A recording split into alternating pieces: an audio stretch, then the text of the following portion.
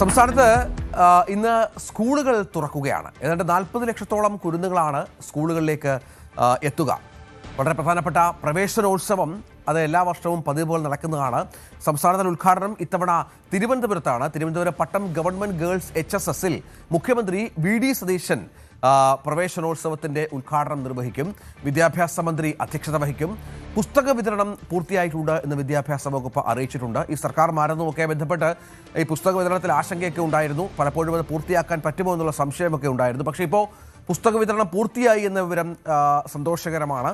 വിദ്യാർത്ഥികൾക്ക് ആശ്വാസമാണ്. ഡാൻ കുര്യൻ വലിയ തുറയിൽ നിന്ന് ഏറ്റവും പുതിയ വിവരങ്ങളുമായി ചേരും. ഡാന് 2 മാസത്തെ ഒരു ദീർഘമായ മധ്യവേനൽ അവധിയായിരുന്നു.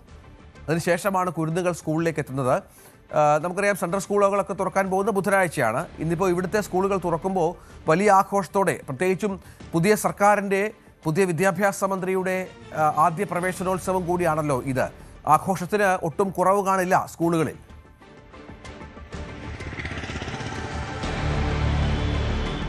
തീർച്ചയായിട്ടും വലിയ ആവേശത്തിൽ തന്നെയാണ് സംസ്ഥാനത്തെ എല്ലാ സ്കൂളുകളും. രാവിലെ 9 മണിക്കാണ് സംസ്ഥാനതല ഉദ്ഘാടനം. നേരത്തെ സൂചിപ്പിച്ച പോലെ പട്ടം ഗവൺമെന്റ് ഗേൾസ് ഹയർ സെക്കൻഡറി സ്കൂളിൽ വെച്ച് മുഖ്യമന്ത്രി VD സതീശൻ ഉദ്ഘാടനം ചെയ്യുക. വിദ്യാഭ്യാസ മന്ത്രി N ശംസുദ്ദീൻ, ആരോഗ്യമന്ത്രി K മുരളീധരൻ, CP ജോൺ ഉൾപ്പെടെയുള്ള മന്ത്രിമാരുടെ സാന്നിധ്യം അവിടെ ഉണ്ടാകും. രാവിലെ 9:30 തന്നെ ചടങ്ങുകൾ ആരംഭിക്കുന്ന തരത്തിലാണ് ക്രമീകരണങ്ങളൊക്കെ സജ്ജമാക്കിയിരിക്കുന്നത്. ഞാനിപ്പോൾ ഉള്ളത് വലിയതുറ സെൻറ് ആൻ്റണീസ് സ്കൂളിലാണ്.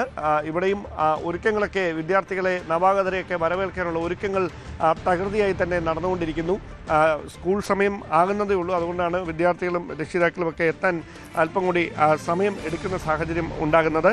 എന്തായാലും 44 ലക്ഷം വിദ്യാർത്ഥികളാണ് ഇന്ന് സ്കൂളിലേക്ക് എത്തുന്ന 1 മുതൽ 12ാം ക്ലാസ് വരെ 44 ലക്ഷം വിദ്യാർത്ഥികളെന്നാണ് ഏകദേശ കണക്ക്. അതിൽ 3 ലക്ഷം പേർ 1ാം ക്ലാസ്സിലേക്ക് മാത്രം പ്രവേശനം തേടുന്ന സാഹചര്യമുണ്ട്. അവരെ വരവേൽക്കുന്നതിന് വേണ്ടി വിപുലമായ ക്രമീകരണങ്ങളാണ് സംസ്ഥാനത്തെ എല്ലാ സ്കൂളുകളിലും സജ്ജമാക്കിയിരിക്കുന്നത്. രഞ്ജിത്ത്, അതാണ് പ്രധാനപ്പെട്ട കാര്യം. സ്കൂളുകളിൽ വലിയ ആഘോഷ പരിപാടികൾ ഇന്ന് നടക്കും. കുരുന്നുകളെ സ്വീകരിക്കാനായി ബലൂണുകളും മറ്റ് കളിപ്പാട്ടങ്ങളും ഒക്കെയായി സ്കൂളുകൾ ഒരുങ്ങിയിരിക്കുകയാണ്. ഇന്നിപ്പോൾ മധുര വിതരണം അടക്കമുള്ള കാര്യങ്ങൾ സ്കൂളിൽ ഉണ്ടാകുമല്ലോ.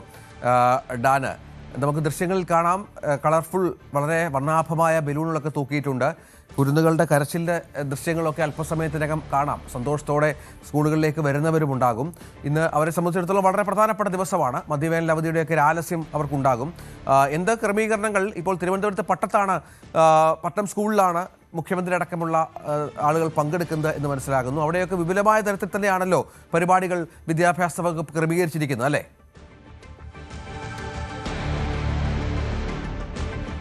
തീർച്ചയായിട്ടും വലിയ തരത്തിലുള്ള ഒരുക്കങ്ങളാണ് എല്ലാ സ്കൂളുകളും സജ്ജമാക്കിയിരിക്കുന്നത്. പ്രത്യേകിച്ച് നവാഗതർക്ക് വേണ്ടി PTA അല്ലെങ്കിൽ സ്കൂൾ മാനേജ്മെൻറ്റിൻ്റെയും ഒക്കെ നേതൃത്വത്തിൽ അവർക്ക് വേണ്ടി പ്രത്യേക സ്വാഗത പരിപാടികൾ, സ്വീകരണ പരിപാടികളൊക്കെ സജ്ജമാക്കിയിട്ടുണ്ട്. മധുരം നൽകിക്കൊണ്ടായിരിക്കും ഈ വിദ്യാർത്ഥികളെ മുഴുവൻ സ്കൂളുകളിലേക്ക് സ്വാഗതം ചെയ്യുക.